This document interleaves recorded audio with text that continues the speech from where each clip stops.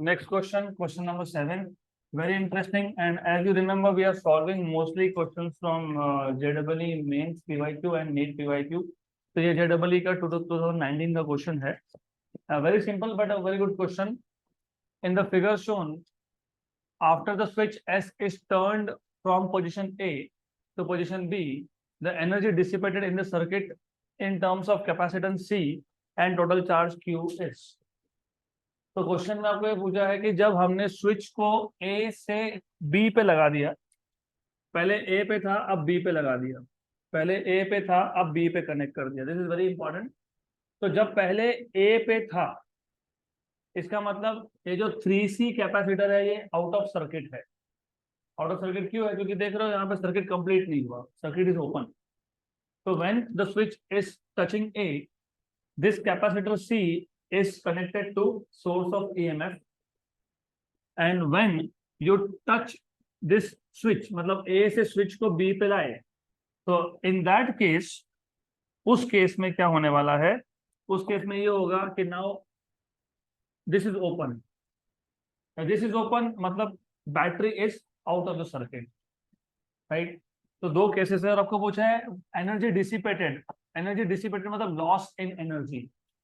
And loss in energy का formula वही होता है जो हमेशा आप यूज करते हो, फाइनल माइनस इनिशियल. तो you are suppose to find out delta U, that is final minus initial.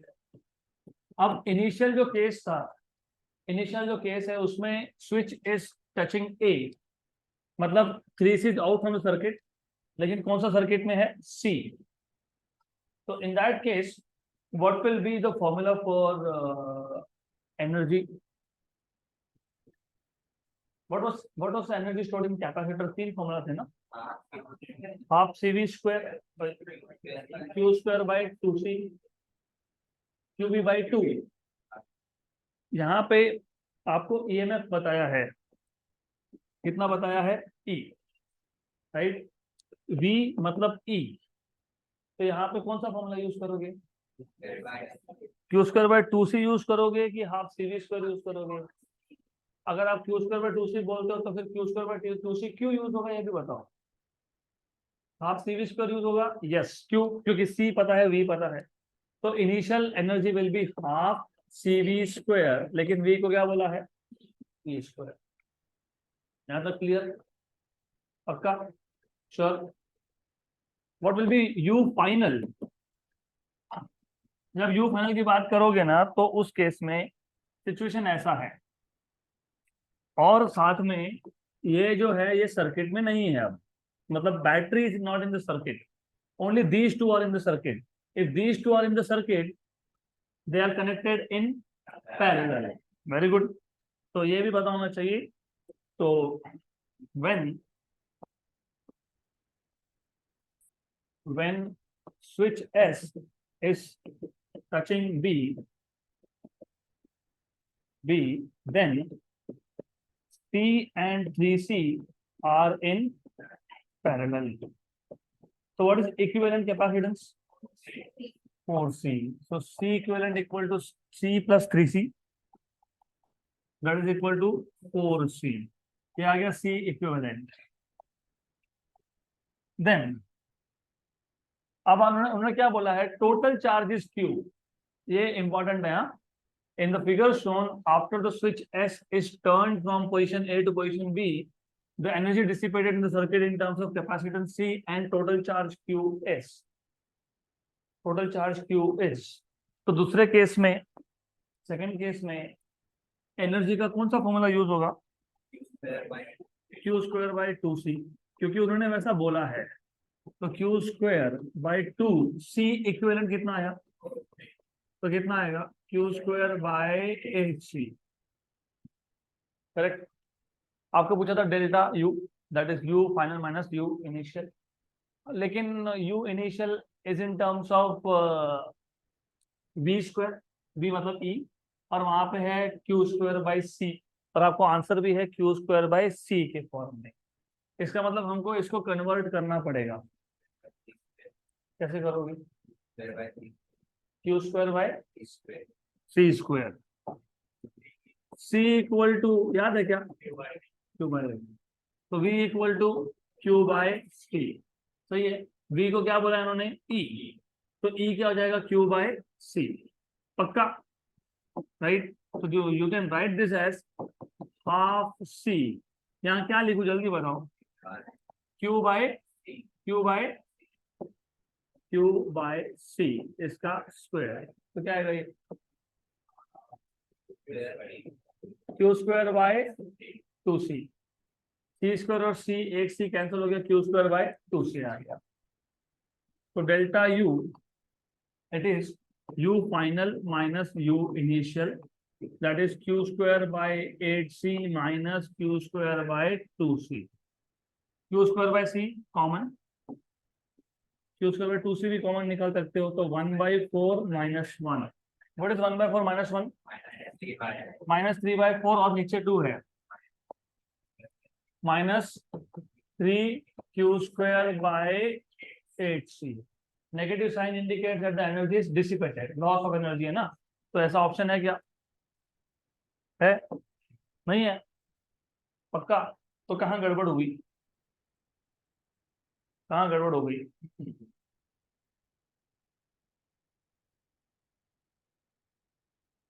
ये करेक्ट था, yes, good, this is correct. जब आपने स्विच बी पे टच किया तो दोनों कैपेसिटर पैरेलल में गए, यस। तो ये सही है, यस, ये सही है, यस, ये भी करेक्ट है, यस। यहाँ पे सब्ट्रैक्शन किया, करेक्ट है, यस। तो सब कुछ करेक्ट है, इसका मतलब फिर ऑप्शन में ही करेक्शन है, 3q square by 8c।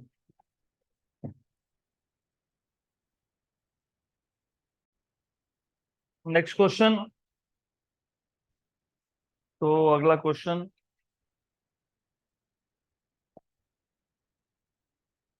a capacitor with capacitance 5 microfarad is charged to 5 microcoulomb। तो आपको C की वैल्यू दी है, आपको V की वैल्यू दी है, V दिया है ना, Q दिया है, तो V मिल जाएगा ना, मतलब okay. If the plates are pulled apart to reduce the capacitance to 2 microfarad, how much work is done। तो बहुत इजी क्वेश्चन है but interesting. Of course you should know कि कैपेसिटर के जो दो प्लेट्स होते हैं उन दोनों में डिस्टेंस को हम लोग डिनोट करते हैं d से। And you should also remember, ये जो कैपेसिटेंस होता है it is inversely proportional to distance, याद है ना, a epsilon 0 by d। Plate का डिस्टेंस बढ़ाओगे तो कैपेसिटी कम होगा, तो वही बोला है उन्होंने। ये बोला है हमारे पास एक कैपेसिटर था जिसका कैपेसिटेंस 5 माइक्रोफैरड है, उस पर चार्ज 5 माइक्रोकूलम है। अगर हमने प्लेट्स को दूर कर दिया, पुल्ड अपार्ट, मतलब increasing the distance between the plates, then the capacitance is reduced to 2 microfarad. How much work is done, तो how much work is done, तो बताओ how to find this work done, कैसे कैसे solve करोगे, how do you find out work done.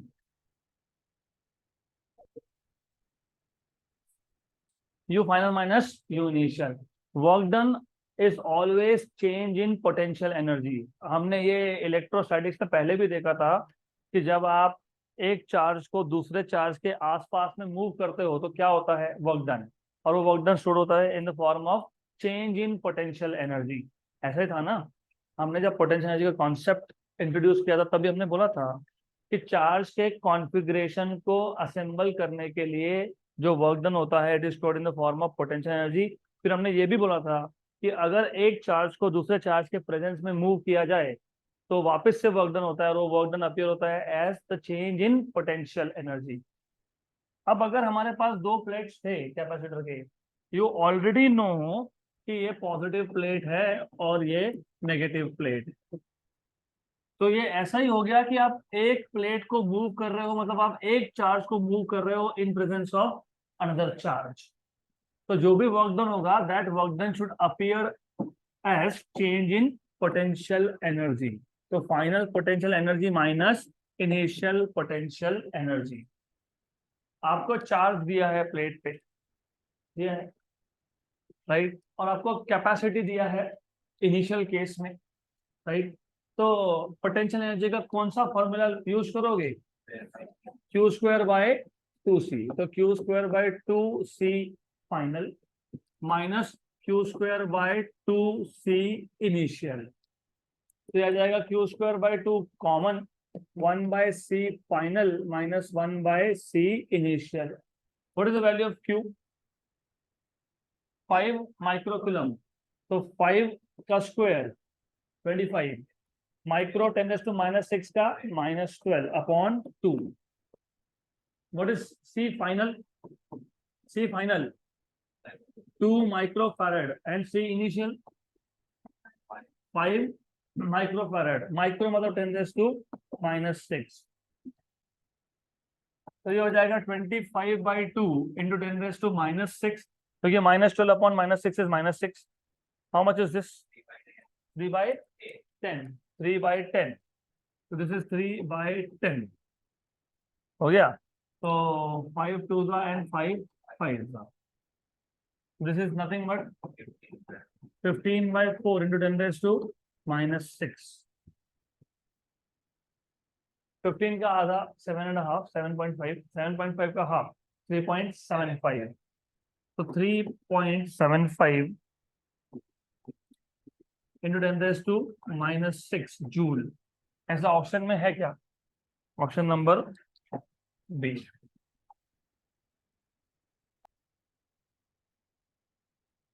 Done. तो next question, and as you already see, इतना कुछ जेडबल मेंस के क्वेश्चन डिफिकल्ट नहीं है, they are not very difficult, easy to solve. तो अगला क्वेश्चन भी वैसा ही है, and that is coming from NEET, but of course possible question for JEE also and also for CET. Two parallel infinite line charges with linear charge densities plus lambda coulomb per meter and minus lambda coulomb per meter are placed at a distance of 2r in free space. What is the electric field midway between the two line charges? तो सबसे पहले question समझना जरूरी है, हमारे पास दो lines है, एक पॉजिटिवली चार्ज है, एक नेगेटिवली चार्ज है। तो you have two line charges, one is positively charge while the other is negatively charge. जो पॉजिटिवली चार्ज है उसके ऊपर चार्ज डेंसिटी है प्लस लैम्डा, और जो नेगेटिवली चार्ज है उस पर है माइनस लैम्डा। यहाँ पे चार्ज डेंसिटी मतलब चार्ज पर यूनिट लेंथ, क्योंकि यहाँ पे चार्ज एक लाइन पे है, तो हर एक मीटर में कितना चार्ज उसको बोलते हैं लैम्डा, लीनियर चार्ज डेंसिटी। इन दोनों का डिस्टेंस कितना बोला है? 2r। तो the distance between these two lines is 2r। और आपको पूछा है कि मिडवे पे, सेंटर पे, what is the electric field right at the centre. तो इसका मतलब r distance from one line and r from other line. So to solve this question, you need to know two things. Number one, you need to know the direction of electric field due to positive charge and negative charge. Number two, you need to know the formula of electric field due to a line charge at a distance r. 1/4 pi epsilon 0 2 lambda by r. अच्छा चलो याद है, very good. ये positive charge का electric field का direction क्या होता है? अवे, मतलब ये आ गया अवे, ये पॉजिटिव चार्ज का है, ये लाइन नंबर 1 का है। ओके, ये लाइन नंबर 1 है, तो ये E1 है, और ये जो है ये लाइन नंबर 2 है, नेगेटिव है। What is the direction of electric field due to negative charge? Towards, मतलब इसी P पॉइंट पे electric field due to second will be towards, मतलब E1 and E2 both are in same direction. तो net electric field at midpoint will be E1 plus E2. Okay, और magnitude wise speaking दोनों का magnitude है same, क्योंकि distance भी क्या है? सेम, और सरफेस चार्ज डेंसिटी क्या है? सेम। तो 1/4 pi epsilon 0 2 lambda by r, या तो फिर ये 2 हटा दो तो यहाँ पे 2 लिख दो, वॉट एवर यू वॉन्ट, जैसा आपको चाहिए वैसा। ये r लिखना पड़ेगा, नॉट 2r, क्योंकि कौन से पॉइंट पे फाइंड कर रहे हो इलेक्ट्रिक फील्ड? Mid point. तो मिड पॉइंट का डिस्टेंस कितना है? r, और ये भी कितना है? r। तो always remember you are finding out at mid point. नहीं तो 2r लिखोगे तो गए, फिर आंसर नहीं आएगा। तो this is equal to 1/4 pi epsilon 0 2 lambda by r minus minus 2 lambda by r 1/4 pi epsilon 0. Answer should be 0, should not be 0. हाँ, ये मैंने बहुत बार बताया है कि जब तुम डायरेक्शन ले रहे हो ना, तो डायरेक्शन ले लिया तो वापस नेगेटिव नहीं लेते, क्या लेते हो? प्लस। तो जानबूझ के वो 0 दिया हुआ है। ओके, तो डायरेक्शन ले लिया ना, then do not take negative again. Okay, अब ये आ जाएगा 2 बार, 2 times of 1/4 pi epsilon 0 2 lambda by r. ऊपर 4 नीचे 4 कैंसिल, तो lambda upon pi epsilon 0 r. Option number D.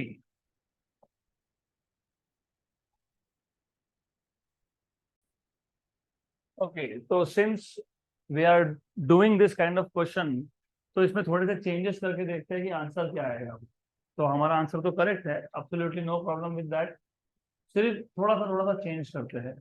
For example, imagine ये दोनों लाइन चार्जेस, दोनों लाइन पे पॉजिटिव चार्ज था, मतलब both the charge densities are positive. तो इस केस में पहले का अवे है E1 और दूसरे का भी अवे है E2, और क्योंकि डिस्टेंस सेम है R और R, और क्योंकि सरफेस चार्ज डेंसिटी भी सेम है लैम्डा एंड लैम्डा, तो in this case electric field at the centre will be 0। Similarly अगर दोनों नेगेटिव है तो भी 0। सिर्फ ये बन जाएगा E1, ये बन जाएगा E2। अब अगर ऐसा केस दिया हो कि दो लाइन चार्जेस एक दूसरे को परपेंडिकुलर आ गए, ये ऐसा आ गया और दूसरा ये है, आपको पूछा है कि एक पी पॉइंट है, पी पॉइंट, वहां पे इलेक्ट्रिक फील्ड फाइंड करो। Diagonal, very good, but just a minute, just a minute. ये आर और ये R first of all same होना चाहिए। नंबर 2, ये पॉजिटिव है, ये नेगेटिव है, या फिर दोनों पॉजिटिव है या फिर दोनों नेगेटिव है, answer will remain the same. ऐसा क्यों? स्टार्ट करते हैं हम लोग एक पॉजिटिव एक नेगेटिव लेके। पॉजिटिव का इलेक्ट्रिक फील्ड होता है अवे, नेगेटिव का इलेक्ट्रिक फील्ड होता है टूवर्ड्स। तो देखो आप, ये फिर भी E1 और E2 both are perpendicular to each other. ये E2 हो गया और यहाँ पे ये E1 हो गया। अगर दोनों भी पॉजिटिव होते, दोनों पॉजिटिव होते, राइट, तो इसका भी क्या आता? अवे। उस केस में भी तो E2 क्या होता? Perpendicular to E1। तो अगर दो लाइन चार्जेस हमारे पास परपेंडिकुलर टू ईच अदर है, irrespective of what are the charge densities, positive या नेगेटिव, या एक पॉजिटिव या एक नेगेटिव, तो आंसर आएगा सेम। और क्योंकि E1 और E2 दोनों परपेंडिकुलर है, तो net electric field will be under root of E1 square plus E2 square. लेकिन E1 और E2 का मैग्नीट्यूड क्या है? सेम है, तो √2 टाइम्स ऑफ E1 स्क्वायर, मतलब √2 E1। और E1 तो पता ही है आपको, 1/4 pi epsilon 0 2 lambda by R. तो ये आ जाएगा आपके पास √2 lambda upon 2 pi epsilon 0 R. कुछ नहीं है, 1 और ये 2 कर दिया। गुड। तो हमारे 3 क्वेश्चन एक्स्ट्रा सॉल्व हो गया। तो remember, directions are important.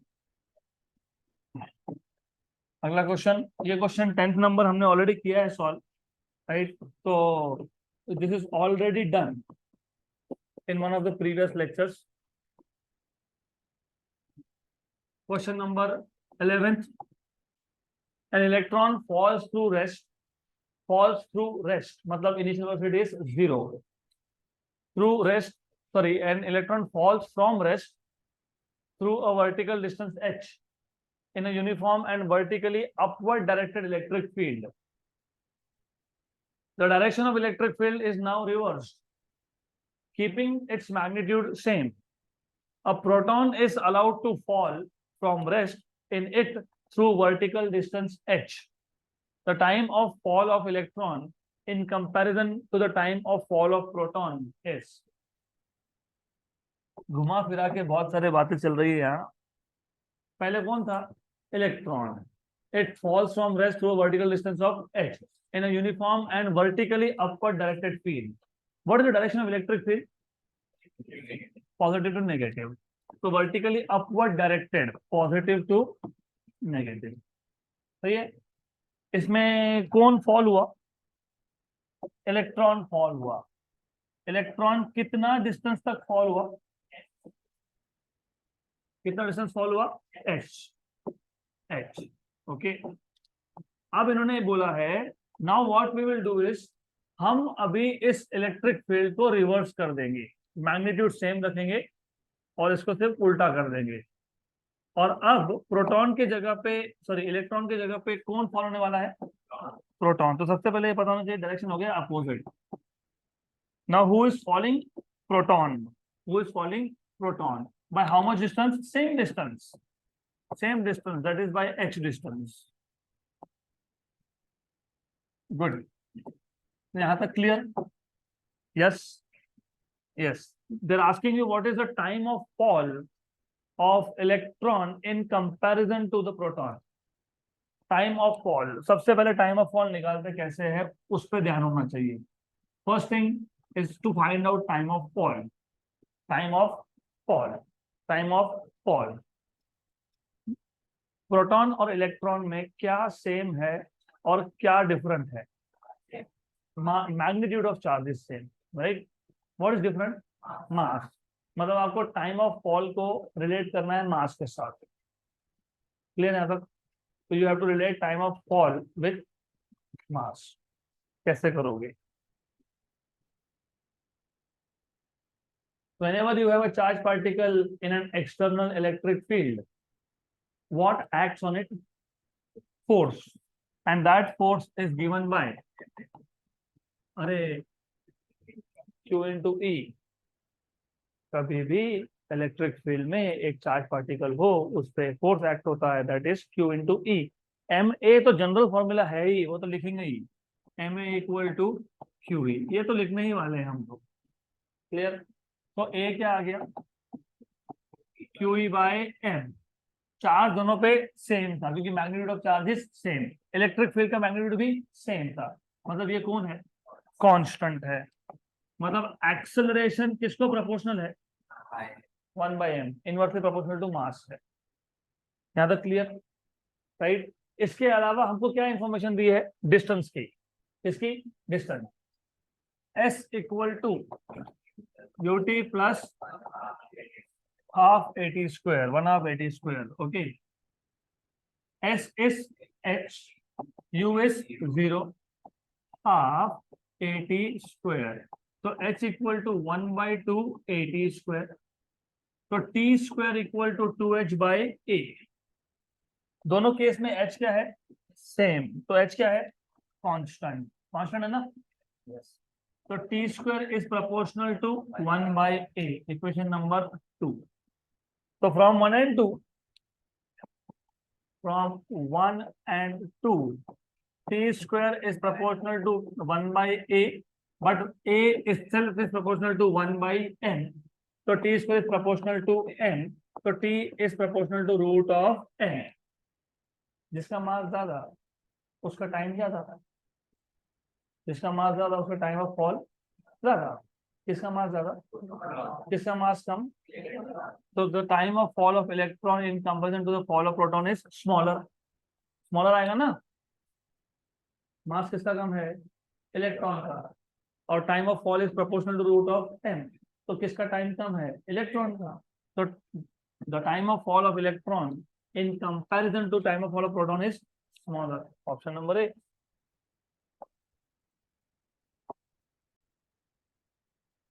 Next question, अगला क्वेश्चन। वैसे अगले क्वेश्चन में थोड़ा सा करेक्शन है, सिर्फ वो डायग्राम में से एक पार्ट प्रिंट नहीं हुआ, that is this last line. तो जो डायग्राम दिया है उसमें से जो चौथा नंबर डायग्राम है, वो चौथे नंबर डायग्राम पे एक और कर्व आना चाहिए था, वो आया नहीं है। वो 40 वोल्ट का कर्व है और उसके ऊपर एक पॉइंट बी है। तो it went out of scale, और वो जो डायग्राम था उसका लास्ट पार्ट फोर्थ नंबर का, उसका लास्ट कर्व 40 वोल्ट का, और उस पर बी पॉइंट, वो बी पॉइंट नहीं है, क्योंकि अगर वो नहीं है तो फिर आंसर नहीं आएगा। अभी आप क्वेश्चन को डायरेक्टली आंसर कर सकते हो। The diagrams below show regions of equipotential. मतलब ये जो स्ट्रेट लाइन है 10 वोल्ट का, इस पूरे लाइन पे 10 वोल्ट पोटेंशियल है, मतलब ये इक्विपोटेंशियल लाइन है। ये 20 वोल्ट का जो लाइन है ये इक्वी पोटेंशियल है, पूरे लाइन पे 20 है, इस पे 30 है, इस पे 40 है, ऐसा बोला है। यहाँ पे भी जो पहला कर्व सरफेस है सेकंड डायग्राम में, वो पूरा का पूरा 10 वोल्ट का लाइन है, ये 20 वोल्ट का है, फिर 30 वोल्ट का है, फिर 40 वोल्ट का है। यहाँ पे भी 10 volt, 20 volt, 30 volt, 40 volt curve पे 10, 20, 30, 40 ऐसा दिया हुआ है आपको। आपको बोला है a positive charge is move from A to B in each diagram. चारों डायग्राम में you are moving a positive charge from A to B, A to B, A to B and A to B. In all the four, option number A, in all the four cases the work done is same. Yes, खत्म answer. Because work done is basically charge that you are moving into potential difference. Zero नहीं आएगा, zero नहीं आएगा। Equi potential में अगर मैं same line पे move कर रहा होता तो जीरो आता। हम लोग 10 वोल्ट की लाइन से 40 वोल्ट की लाइन पे मूव कर रहे हैं, तो जीरो नहीं आएगा, जीरो नहीं आएगा। वो जीरो कब आएगा? जब तुम पहली लाइन पे मूव कर रहे हो। ऐसा कर रहे हैं कि हम लोग नहीं, हम 10 वोल्ट की लाइन से कहाँ जा रहे हैं? 40 वोल्ट। तो basically charge into final potential minus initial. चारों ही केसेस में फाइनल पोटेंशियल कितना है? इनिशियल कितना है? 10। तो चारों ही केसेस में 30 क्यों आएगा आंसर? तो दैट इज वाई सेम, क्योंकि in all the four cases you are moving charge from 10 volt line to 40 volt line, और चारों ही केस में पोटेंशियल डिफरेंस कितना आ रहा है तुम्हारा? 30, राइट। और चार्ज भी आप क्या है? सेम मूव कर रहे हो। Is this clear? Right? Not because it is zero. It is not zero. Work done is not zero in this case. Clear यहाँ तक?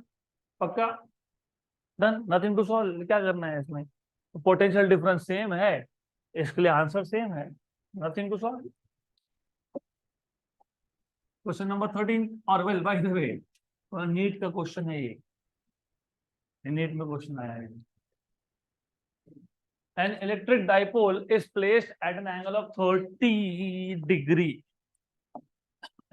वो 30 डिग्री के बाद 300 दिख रहा है, वो 30 O, that is not 30 O, that is 30 degree. तो यहाँ पे 30 डिग्री है, करेक्शन कर लेना, that is 30 degree. An electric dipole is placed at an angle of 30 degree with electric field intensity 210⁵ Newton पर कूलम। तो डाइपोल का एंगल विथ इलेक्ट्रिक फील्ड है 30 और इलेक्ट्रिक फील्ड इंटेंसिटी है 210⁵ न्यूटन पर coulomb. It experiences a torque equal to 4 Newton meter. The charge on the dipole, if the dipole length is 2 centimeter, is very simple. हमारे पास एक external electric field है, uniform field है, उसका value भी दिया हुआ है।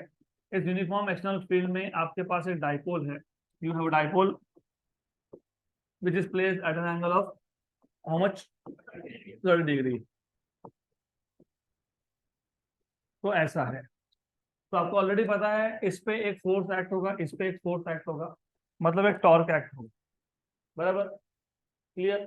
और आपको डाइपोल का लेंथ दिया, आपको पता है डाइपोल का लेंथ मतलब क्या होता है, याद है? 2L। तो 2L दिया है, तो यहां से यहां तक का डिस्टेंस 2L दिया है। कितना बोला है? 2 सेंटीमीटर। और आपको क्या पूछा है? चार्ज। क्या पूछा है आपसे? चार्ज। और टॉर्क कितना एक्ट हो रहा है? 4। What is torque? P sin theta. You know what is P? 2 into 2L, बराबर? क्या फाइंड करना है? चार्ज। तो torque upon 12 E sin theta. Torque की वैल्यू कितनी दी हुई है? 4। 2L कितना है? 2 centimetre, 2 × 10⁻² metre. 2L is 2 centimetre, नहीं तो बोल दोगे 2L, L 2 सेंटीमीटर, L नहीं, कितना? 2L। डाइपोल लेंथ मतलब distance between negative and positive charge, that is 2L। कई बुक्स में आपको सीधा लिख के दिया है, इसको बोल दिया है L। L कितना है? 2 सेंटीमीटर, ऐसा बोला है। लेकिन उन्होंने क्या किया, यहाँ पे 2 नहीं लिखा। ओके, तो इज द सेम थिंग। हम जिसको 2L बोल रहे हैं उसको वो L बोल रहे हैं, तो it is the same thing, but I don't want you to get confuse, तो do not get confuse, right down 2L। Electric field की वैल्यू कितनी थी? 2 × 10⁻²। Sine of 30 1/2, cancel and cancel, बराबर? 1 एंड 2 10⁵ एंड -2, 10⁻², सही, ऊपर जाएगा तो कितना आ गया, 2 millicoulomb. 2 millicoulomb, option number B.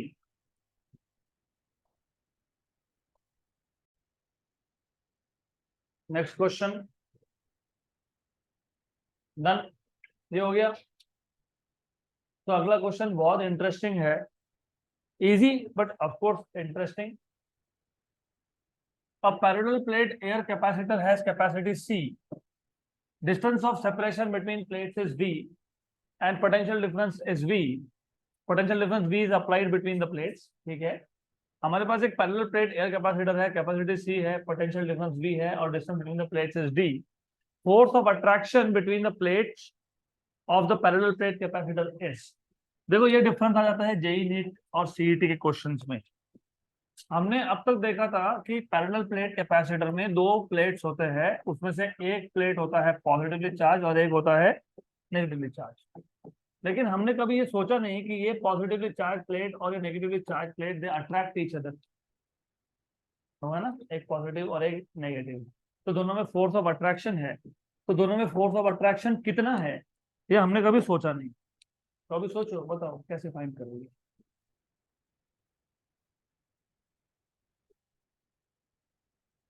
Force equal to Q into E. Very good. Very good. You cannot use force equal to 1 upon 4 pi epsilon 0 Q1 Q2 by R square, क्योंकि वो होता है force between 2 point charges. तो ये 2 point charges है नहीं, तो that is why very good. तो you should always write down force equal to Q into E। लेकिन कौन सा Q और कौन सा E? दोनों में से कोई भी एक प्लेट का चार्ज ले लो, विच एवर यू वॉन्ट। चलो मैं काम करता हूँ, Q2 बोलता हूँ, राइट। अगर मैं Q2 बोल रहा हूं तो इलेक्ट्रिक फील्ड किसका, फिर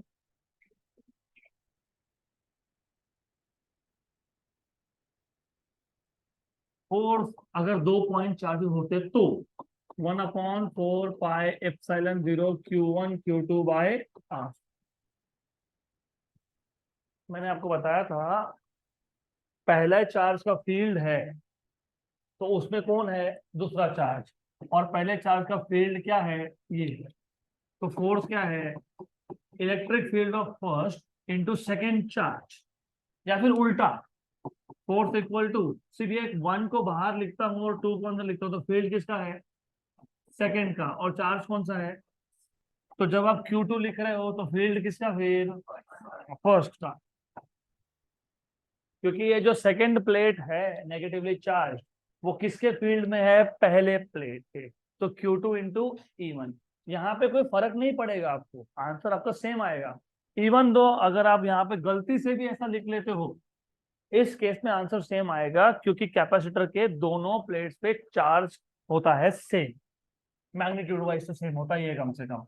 but then you should always know basic concept, तो पता होना चाहिए। Q2 इंटू E1 सही है। व्हाट इज Q2, अगर ये Q है ये भी Q है, तो what is Q2 magnitude wise, Q। What is electric field of first plate,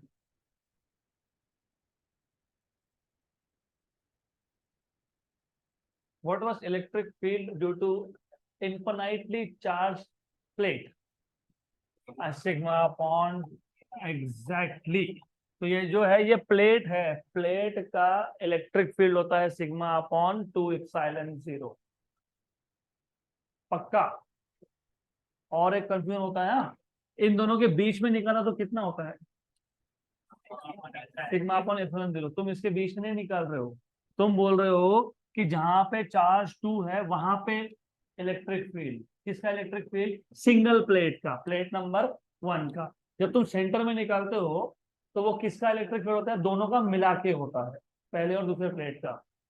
क्या तक clear.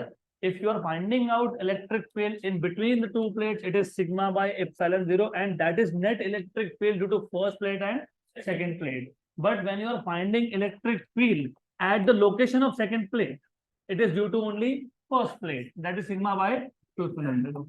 But what is sigma, charge upon area, तो Q square upon 2a epsilon 0।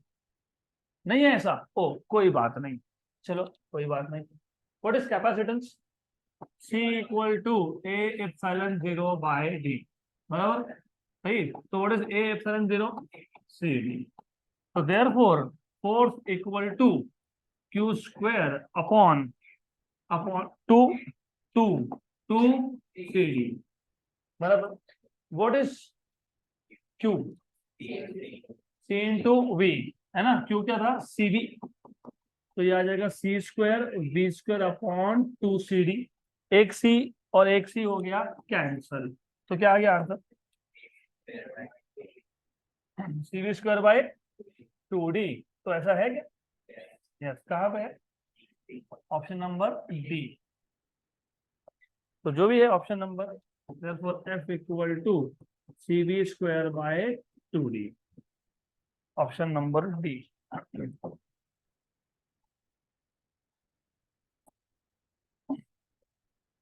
तो डन। अगला क्वेश्चन। Very good. अब ये question आ रहा है NEET में से।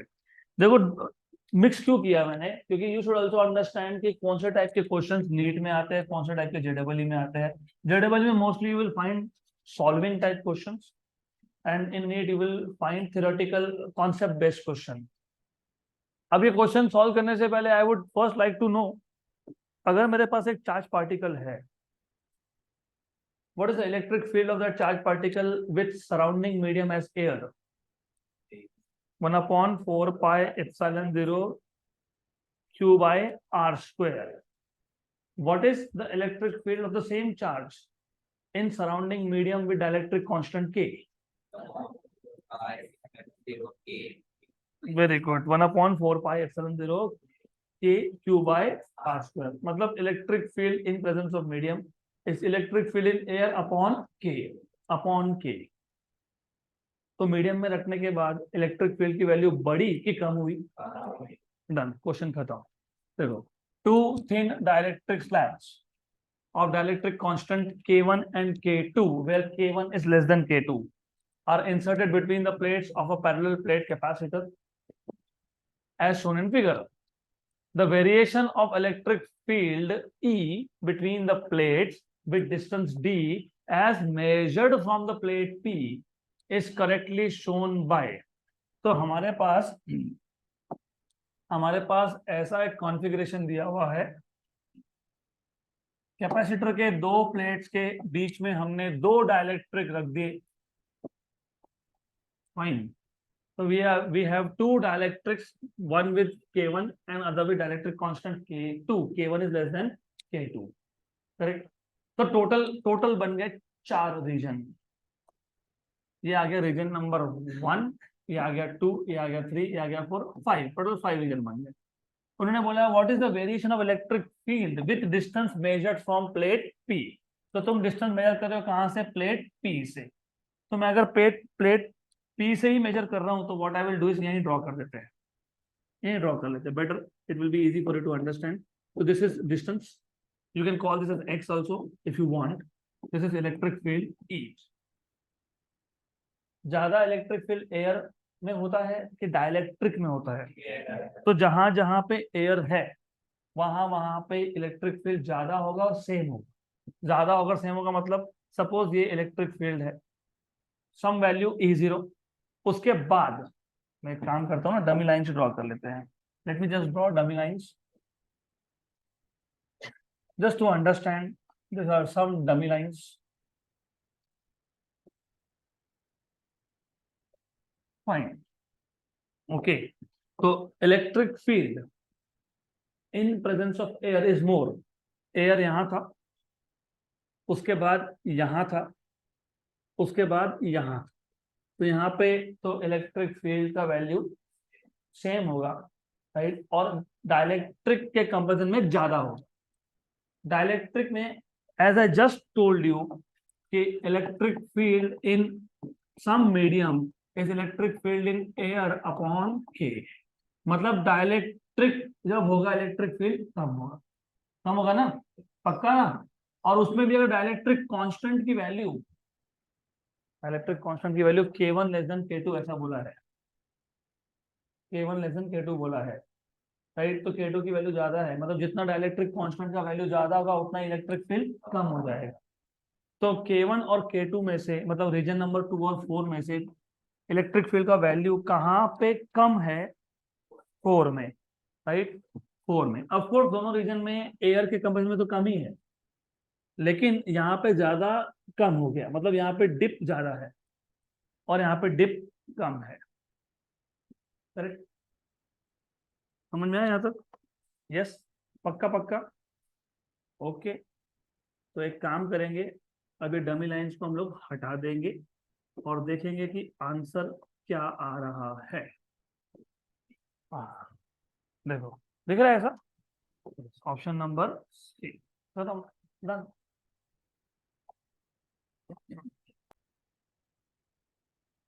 नेक्स्ट क्वेश्चन, अगला question is again a very good question coming from JEE exam. Very good question, थोड़ा हाई लेवल भी है, but if you have concept clear, again there is nothing called as high level. Two pith balls carrying equal charges are suspended from a common point by strings of equal length. The equilibrium separation between them is R. Now the strings are rigidly clamped at half the height. The equilibrium separation between the balls now become. तो question ऐसा है, हमारे पास दो पिथ balls थे। अब ये pith ball क्या होता है, वी डोंट केयर, हमको नहीं पता करना पिथ बॉल क्या होता है। There are some balls made up of some material called as pith. We don't care what is that pith ball and क्या है क्या नहीं है, वो उसका फर्क नहीं पड़ता। They are suspended with the help of two strings of equal length. So they are suspended with the help of two strings of equal length. ऐसा situation है more or less, right? More or less, something like this, ऐसा है। इन्होंने बोला है equilibrium separation between them is how much, R. तो इन दोनों में इक्विलिब्रियम मतलब जब फोर्सेस बैलेंस हो जाएंगे तब इक्विलिब्रियम सेपरेशन कितना है, आर। और पहले केस में हाइट कितना था, वाई। कितना था हाइट, वाई। तो दिस हाइट इज वाई।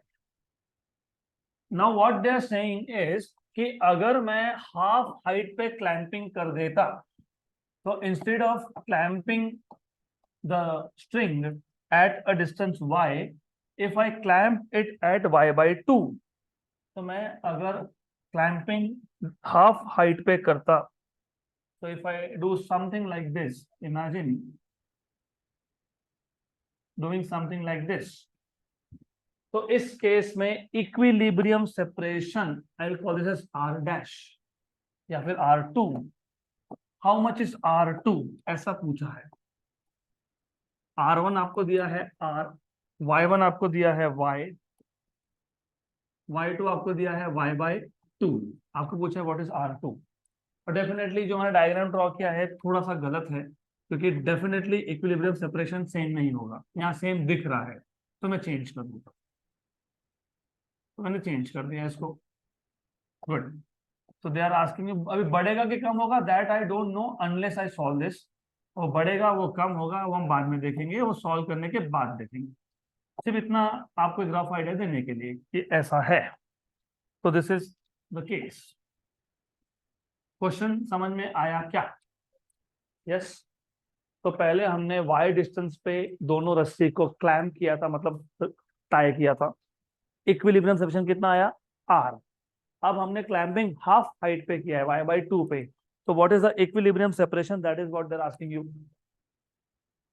तो who will tell me how to solve this question, at least the first approach. Equilibrium, forces being balance. तो पहले तो ये सोचना पड़ेगा कि कितने फोर्स है यहाँ पे, कौन कौन सा फोर्स है। टेंशन, वेट, दोनों सेम टाइप के चार्जेस थे। Force of repulsion, electrostatic force of repulsion, very good. तो सबसे पहले you have to start thinking कि कौन से फोर्सेस है। You have weight mg which is acting vertically downwards. You have tension which is always towards the point of suspension, always towards the point of suspension, ये याद रखना, clear. हाँ, उसके बाद you also have to remember, suppose ये charge number 1 है, charge number 2 है। Charge number 1 पे जो चार्ज नंबर 2 फोर्स एक्सर्ट करेगा that is repulsive force. Repulsive मतलब अवे। तो force on 1 due to 2 is from 2 to 1। Very good. तो force on 1 due to 2, force on 1 due to 2 is from 2 to 1। ये आ गया force. ये कौन सा force है? ये electrostatic force of repulsion. Which is this force? Electrostatic force of repulsion. तो तीन फोर्सेस है, आ गया ध्यान में ये। एक है इलेक्ट्रोस्टैटिक फोर्स, एक है टेंशन फोर्स, और एक है vertically downward force, mg force. Right. तो अब ये आ गया mg। तो लेट अस से यहाँ पे जो एंगल बना है, एंगल, इसको मान लेता हूं theta. This is theta. If this is theta and if I extend this line, इसको मैंने ऐसा एक्सटेंड कर दिया,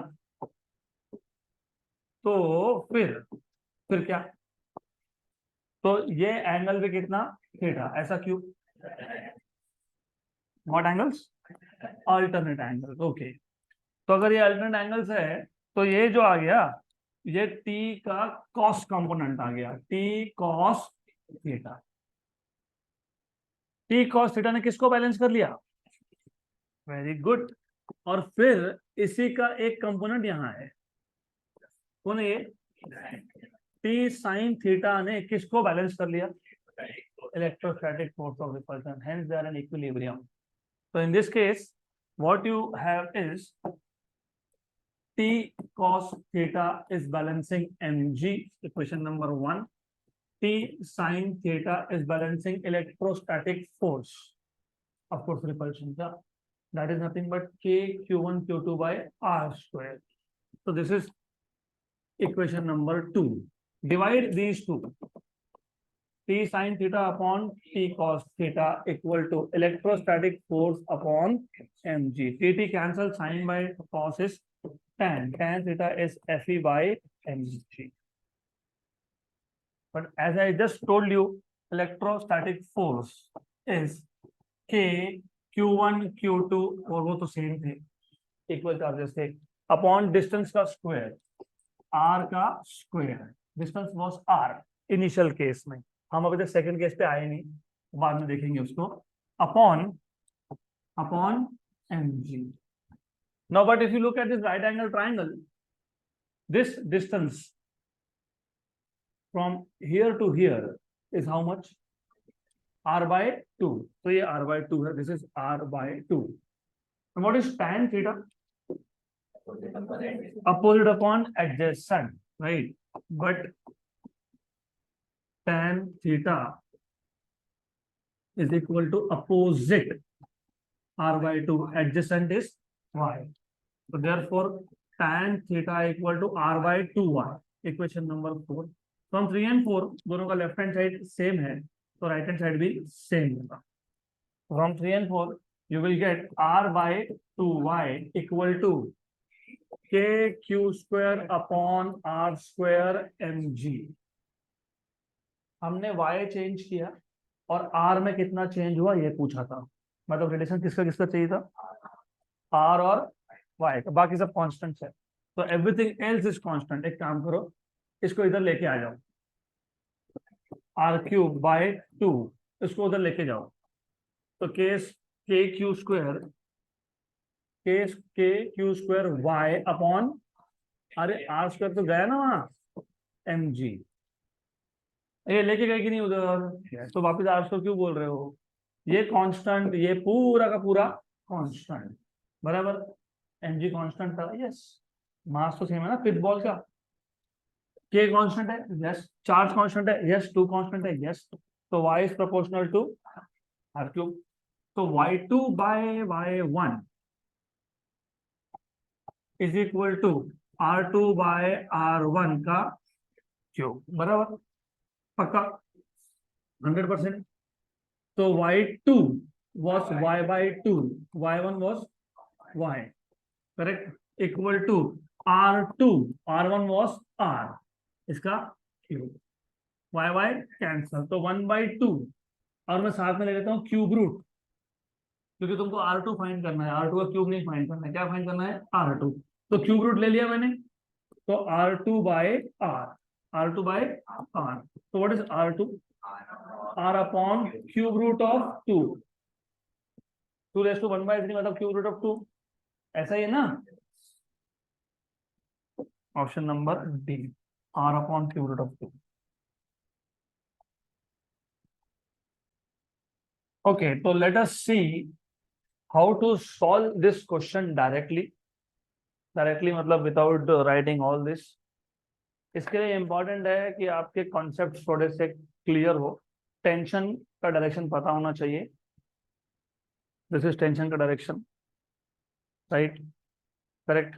एंड एंगल के हिसाब से ये एंगल यहाँ पे, ये एंगल यहाँ पे था थीटा, बराबर, ये टी कॉस थीटा, यहाँ पे T sine theta, T cos theta को एम जी को टी कॉस थीटा ने बैलेंस किया, यहाँ पे था टी साइन थीटा और यहाँ था एफ ई, मतलब T sine theta equal to F E, T cos theta equal to M G, तो T sine theta upon T cos theta मतलब tan theta equal to F E by M G, F E होता है K Q square by R square, K Q square by R square M G, अभी K Q M G को भूल जाओ क्योंकि वो constant है, राइट, तो tan theta is proportional to 1/r square, right. और ट्राइंगल पे ध्यान दो, tan theta is opposite upon adjacent, opposite था r/2, उसमें से भी बाई 2 भूल जाओ क्योंकि कांस्टेंट है, कांस्टेंट है ना, तो tan theta is r/2 upon y, और y2 तो छोड़ दिया, तो r/y is proportional to 1 upon r square,